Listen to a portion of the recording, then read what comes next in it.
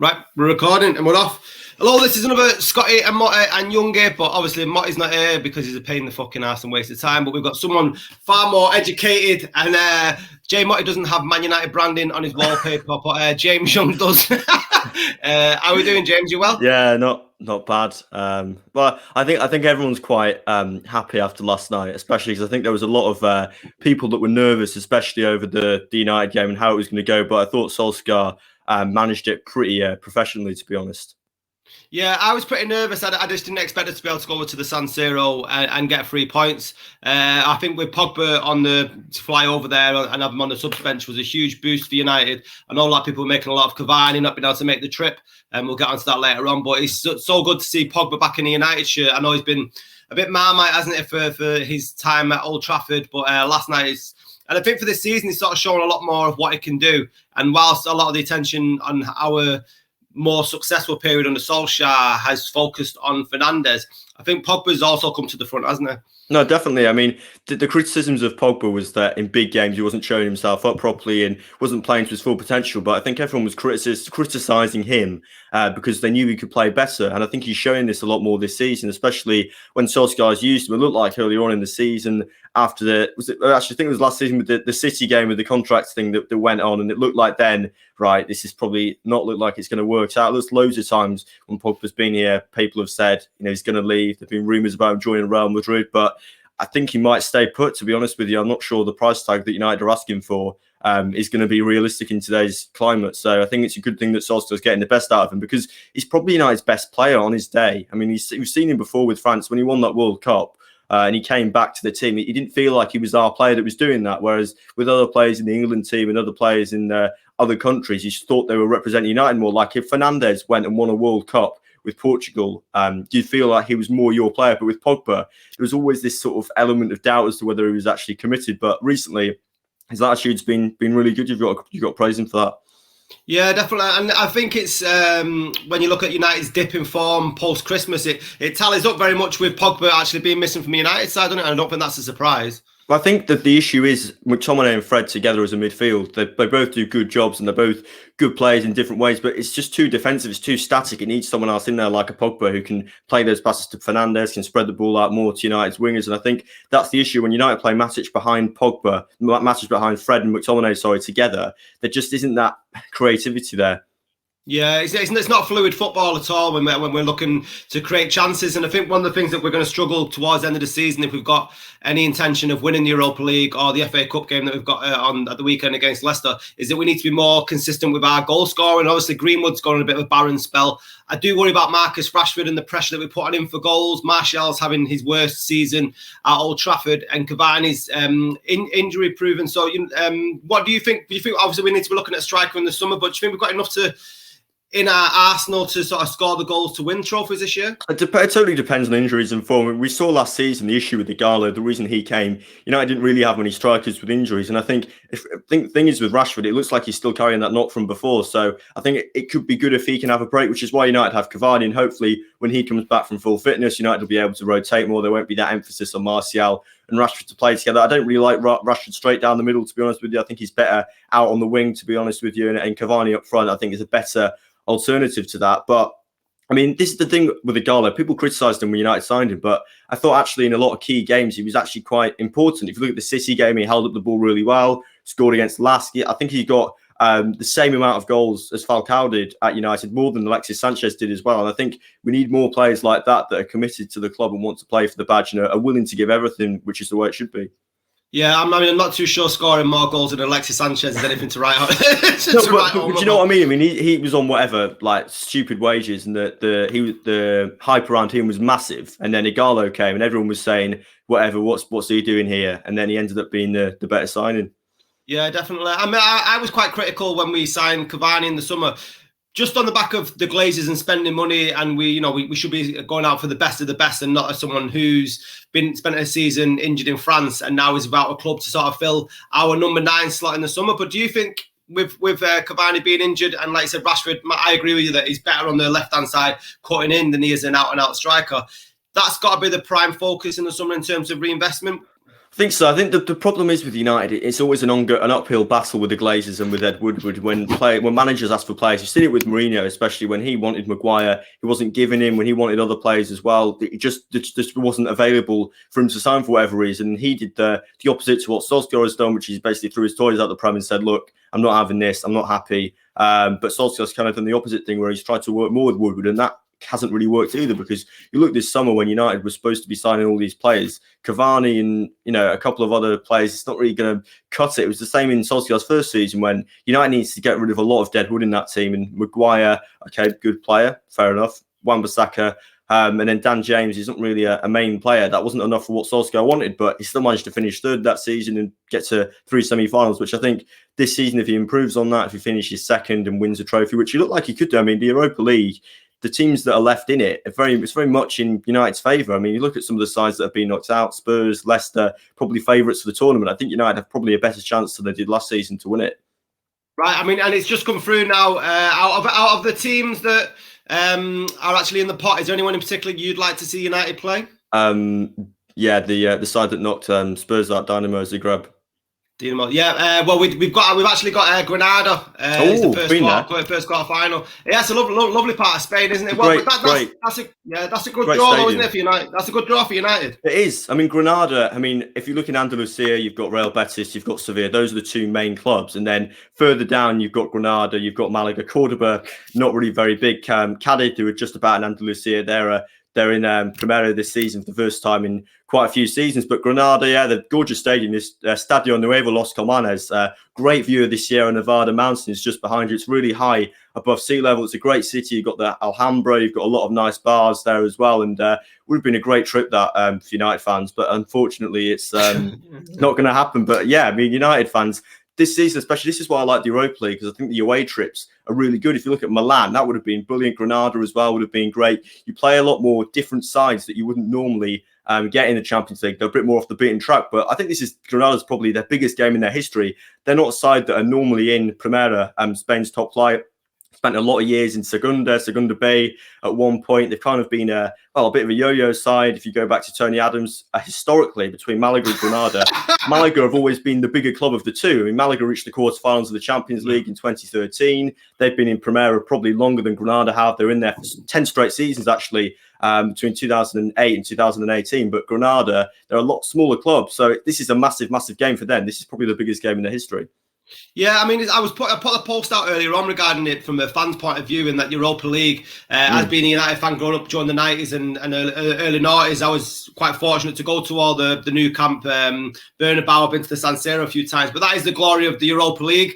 And, Champions League was so yesterday, wasn't it? So all these sort of stadiums that we could go to, and I think that is a bit of a kick in the teeth that we're not going to be able to go to Granada. When you look at where what our ambitions are for this season, Solskjaer's got to be very, very happy with that draw. I'd say that AC Milan was on paper a more difficult task to get through than Granada is.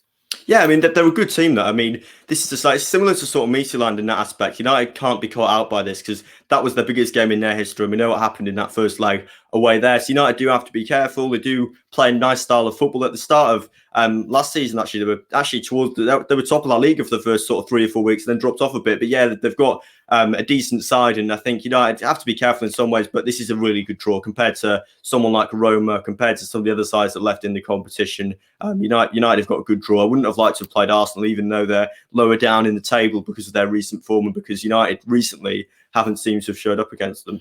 Yeah, and they've actually got old Spurs centre forward who plays for Granada, and that's Roberto Soldado, who actually scored for Granada yesterday, and they got beat in their away game at Mold. So they were quite lucky to scrape through the fixture in the first leg. They were solid in. So I think that's what happened. I think they won the first leg 3-1 or something like that, and scraped through 2-1 on the away goal. So I think, yeah, don't get me wrong though. I mean, if they'd have got someone like a Milan or us or Spurs or someone like that, I don't think they would have got through. I think they probably got reasonably lucky with that draw. But I think they finished 6th in La Liga last season, so they're a good side. Yeah, and I think they're 8th in the La Liga this year. I mean, looking at Solskjaer for the end of the season, with having this sort of favourable draw, semi-finals could be on the cards. Has he got to get to the final in your eyes now, James? Yeah, I think so. I think progress is the important thing under Solskjaer. And we spoke about before, 3 semi-finals last season. Okay, build on that. Win one this season. The FA Cup last season was a disappointment going out to Chelsea in the semi-final. The way that happened with all the games that were played close to each other, it was hard because of the fixture congestion. That's not quite as much of a problem this season. It is going to be maybe going to take its toll if United are going to play semi-finals of the Europa League and the FA Cup and the league, etc. But I think, yeah, he has to win one of these trophies this season and finish second. At some point, is he going to have to concentrate on one competition? Because of the way the league looks at the moment, you've got to say only maybe 3 more wins probably secures us top 4, maybe not second, but top 4. And last season, it was a frustration from a fan's point of view when Chelsea were there for the taking and we could have beat Arsenal in the final. We could have had our first sort of trophy under Solskjaer, and he may have got a lot of the critics off his back. So do you think that at some point he's going to have to say, right, well, we've done enough in the top 4, or do you think he'll prioritise the league, as he said in I think that's the key for progress? I think it's going to be really hard to prioritise the competition because he's kind of doomed if he does any of that. If he puts a weaker side out in the Europa League or the FA Cup, people are going to slay him for it because United fans demand trophies, and that's kind of everything that's happened under United. Even when United weren't winning titles in the 70s, they got to an FA Cup final in 76, 77 and 79, and they always had a great record in winning things despite the absence of league titles. And I think United have to continue that under Solskjaer. So I think it's going to be very, very difficult if he turns around and says, look, we've got to focus on the Europa League. So in this FA Cup semi-final at Wembley, I'm going to rest a few players, and especially with fans coming back for the final as well, I don't think that would go down too well. But that's what he did last. He did that last season, though. Yeah, that was frustrating. Yeah, exactly. That's my point. Yeah, and looking at the FA Cup then on Sunday against Leicester, coming back from Milan, travel, lack of some injuries. Do you think that we'll beat Leicester on Sunday? It's a difficult one because they're a really good side. I'm not sure compared to last season. They've had a couple of good wins this season. They're just below United in the table. We do have a good record against them though, and I think the FA Cup quarter-final, FA Cup is a good competition for United to win under Van Gaal. Especially, we spoke about this the other day. His reign at United, this period, is looked back on a lot more fondly because he got that win in the FA Cup. And I think especially with fans coming back for the final as well, that'd be great. Imagine 10,000 United fans watching United win the FA Cup. So it's popular for fans, but I'm not necessarily sure from a manager's perspective. Go back to Van Gaal. He won that, finished outside the top 4 on goal difference and didn't keep his job. So it's not the be-all and end-all that it was for the likes of Tommy Docherty and the likes of Atkinson, who experienced a lot of success in it. Yeah, I mean, there was a lot of and ahhing on social media this week regarding Solskjaer. It looked like he was sort of edging his bets in case he did get knocked out of the Europa League, where he said progress isn't defined by trophies, which sort of counters what he said post-Christmas when we got knocked out of the Carabao Cup, where he was saying that it would be fantastic to actually get to Wembley and win a trophy. But at some point, he does have to turn the corner and pick a trophy up. And I think a lot of people are saying, when you're looking at likes of Tommy Docherty and Ron Atkinson, FA Cup winners that haven't finished outside the top 4, have finished outside the top 4. Look at Wigan is probably most famous, isn't it, when they actually lifted the FA Cup and got relegated. But I mean, from a fan's point of view, that's why you enter the competition. For me, I'd take finishing out the top 4 to lift the FA Cup or even the Europa League. It's the same with the Carabao Cup as well. I mean, the lower league teams, a lot of managers don't necessarily take it seriously. But look at sides like Bradford, for example, that reached the final in 2013. There are other sides that have done well. Going back to the FA Cup, that's the Coventry City, the likes of Sunderland that have experienced success in that tournament. Leicester sides, Wimbledon, of course, is the famous one. But I think clubs really enjoy cup runs. You look at a side like Newcastle, who never do well at all in cup competitions and just sort of peter out at mid-table, sort of every season. It's dull. No one enjoys watching that. Same with top 4. I don't get a buzz off United getting top 4. I get a buzz off United winning trophies. Yeah, definitely. That's why I always struggle to I couldn't imagine being a fan at this stage of the season. If you look at someone like the Tottenham in the League Cup final, but I think they'll get beat in that. And then what have they got to play for the rest of the season? Because you're not going to, they're not going to be in the top 4, and they're not going to be relegated. They're sort of in no man's land. If I was to ask you now, if you could finish top 4, Europa League or FA Cup, and you could get one out of the 3, which one would you have? Well, Europa League, because that solves 2 of those problems. United qualify for the top 4 and they win the trophy. So very logical there, yeah. I'd definitely take a cup over the top 4. One of the things that I find the finals in Gdansk as well. If United fans can go to that would be great. Yeah, I've got a friend who is a massive fan of going to Gdansk. It's a big student city in Poland. Is that right? Yeah, Poland. Yeah. Yeah, I've never been over there. But Leicester as a rival to United. a lot of people make comparisons with Rodgers and Solskjaer as managers. Who do you think had the better career so far in the Premier League? They both started their times as managers not far off each other. I would probably say that Rodgers has a lesser able squad with Leicester than Solskjaer has at Old Trafford. It's difficult though, because Solskjaer's reign at Cardiff, let's not forget, any other manager would have got Cardiff relegated in that team. People always use it as a stick to beat Solskjaer with, but we're talking about a team who was essentially owned by someone who's still owned by someone that changed the badge, changed the colours halfway through the season. It was in turmoil. Anyone that was going to replace Malky Mackay that season was going to take Cardiff down because of everything that was going on there. So I think that's probably a bit harsh to judge Solskjaer on that. I think he'd probably admit that was probably the wrong decision to make, but he did make a couple of signings that probably didn't work out there from Norway that were disappointing. But Rodgers, let's not forget, with Liverpool, he should have won the title there. It was a disappointment the way that side capitulated under Rodgers, and that's his fault partly for not managing the side properly.